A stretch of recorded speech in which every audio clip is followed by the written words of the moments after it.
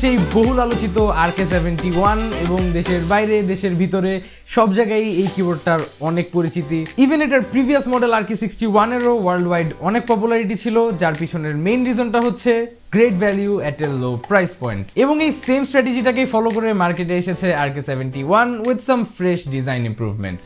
So সেগুলো নিয়ে আলোচনা করব আজকের ভিডিওতে, কিন্তু তার আগে থ্যাঙ্কস জানাতে চাই আমাদের আজকের ভিডিওর স্পন্সর ভাইব গেমিংকে আমাদেরকে এই কিবোর্ডটা প্রোভাইড করার জন্য। ভাইব গেমিং এর কাছে এই কিবোর্ডটি সহ বাকি সব ধরনের পিসি রিলেটেড অ্যাক্সেসরিজ এন্ড গ্যাজেটস পেয়ে যাবেন সুলভ মূল্যে। তাছাড়া তাদের ফিজিক্যাল শপের অ্যাড্রেস সহ বাকি সব ধরনের ইনফরমেশন খুঁজে পাবেন ডেসক্রিপশন বক্সে। Once again thanks to Vibe Gaming for sponsoring today's video and also thanks to Gluved for sending me this shirt for today's video. More on this later. Anyways, সম্পূর্ণ ভিডিওটা জুড়ে আপনাদের সঙ্গে থাকছি আমি Kaif. Welcome to Tech savage.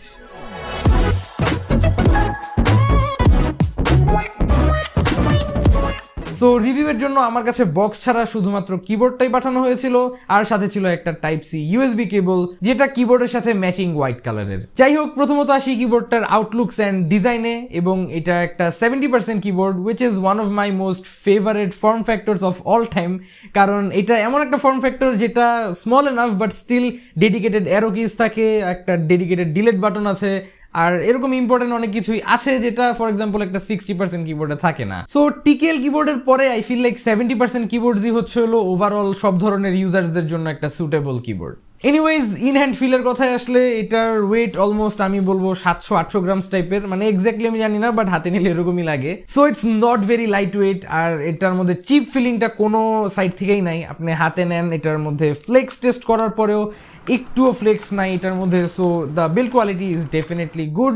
আর এখানে use করা প্লাস্টিকগুলো আমার কাছে একদমই চিপ বলে মনে হয় নাই। এটা একটা কমপ্লিটলি হোয়াইট কিবোর্ড, আর এটার একটা ব্ল্যাক ভ্যারিয়েন্টও আছে যেটা কমপ্লিটলি ব্ল্যাক। আমার কাছে হোয়াইটটাই পাঠানো হয়েছিল and I definitely think this looks better, যদিও এটা খুব ময়লা হয়ে যায় অ্যান্ড মানে রেগুলারলি এটাকে ক্লিন করতে হয়, বাট তাছাড়া this just looks great.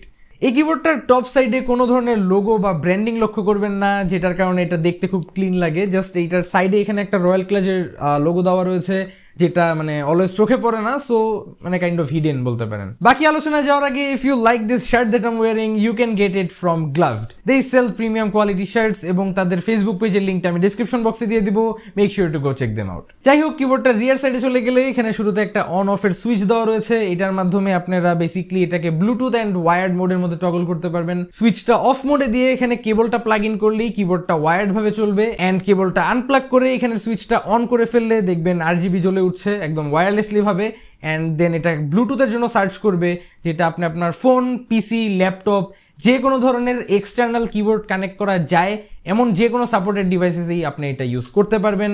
Wireless ইউসেজের কথা যেহেতু অলরেডি আমরা আছি, এই কিবোর্ডটার মধ্যে থাকছে একটা 1000 mAh ব্যাটারি। এটা ফুললি চার্জ হতে কতক্ষণ টাইম লাগে সেটা অ্যাকচুয়ালি আমি টেস্ট করি নাই, বাট এটার চার্জ থাকে অলমোস্ট 24 আওয়ার্স, মানে আপনি একটানা এটাকে চার্জ না দিয়ে আপনি 24 আওয়ার্স ইউজ করতে পারবেন। আর স্ট্যান্ড বাই টাইম প্রচুর 300 ঘন্টা টাইপের ওয়েবসাইটে লেখা ছিল। So yeah, battery backup is definitely good. Also একটা জিনিস একটু মেনশন করে দিই, উইচ ইজ এখানে একটা ছোট্ট কাটআউট দেখবেন, this is for the Bluetooth dongle, যেটা কিবোর্ডের সাথেই আসে, বাট এটা আমি স্যাডলি পাই নাই।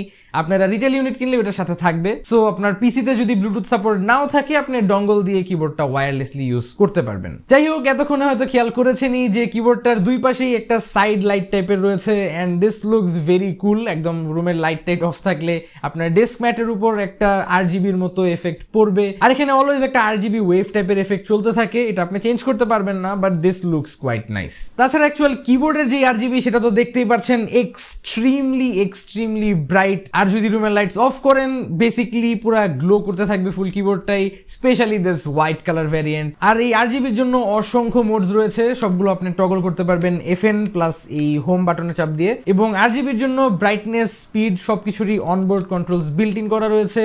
So I never really felt the need of A software, but জানিয়ে রাখা ভালো যে এটার সাথে তারা যে সফটওয়্যারটা প্রোভাইড করছে সেটা আমি ডাউনলোড করার পর কোনোভাবেই এটাকে রেকগনাইজ করতে পারছিল না সফটওয়্যারটা। সো আমি সফটওয়্যারের সাথে এটা ইউজ করতে পারি নাই। আপনারা যদি এটা পারচেস করেন, অবশ্যই একটু ট্রাই করে দেখবেন যে সফটওয়্যারের সাথে কি এটা চলে নাকি না। এখন ইউসেজ এক্সপিরিয়েন্স অ্যান্ড টাইপিং ফিলের থেকে বলতে গেলে, আমার ইউজ করা এই রেঞ্জের আজ পর্যন্ত one of the most best overall feeling keyboard হচ্ছে এটা। মানে এই প্রাইস রেঞ্জের মধ্যে এই কিবোর্ডটার যেই কি স্ট্রোকসের কোয়ালিটি বলেন, সাউন্ড বলেন বা ওভারঅল এটার প্রিমিয়ামনেসের কথায় আসলে এখানে কোনো দিক থেকেই আমাকে কমপ্লেন করার কোনো জায়গা দিচ্ছে না। প্রতিটা কিয়ের সাউন্ডই আমার কাছে মোটামুটি কনসিস্টেন্ট লেগেছে, তেমন মেজর কোনো র্যাটলিং বা কোনো ইস্যু আমি খেয়াল করি নাই। এখন আসেন এই কিবোর্ডটার ব্যাপারে প্রথম জিনিস যেটা আমার ভালো লাগে নাই, উইচ ইজ দ্য হাইট। এটার হাইট অ্যাডজাস্টেবল না, যেমনটা দেখতেই পাচ্ছেন এখানে কোনো অ্যাডজাস্টেবল ফিট দেওয়া নেই। সো এটাকে আপনি চাইলে উঁচু বা নিচু করতে পারবেন না, আপনার পছন্দ মতো যা দেওয়া আছে সেটাই আপনার মেনে নিতে হবে। বাট অনেস্টলি এই কিবোর্ডটা আমি প্রায় বলতে গেলে 2 মাস ধরে ইউজ করছি অ্যান্ড আমি এখনো রিস্ট স্ট্রেইন খেয়াল করি নাই।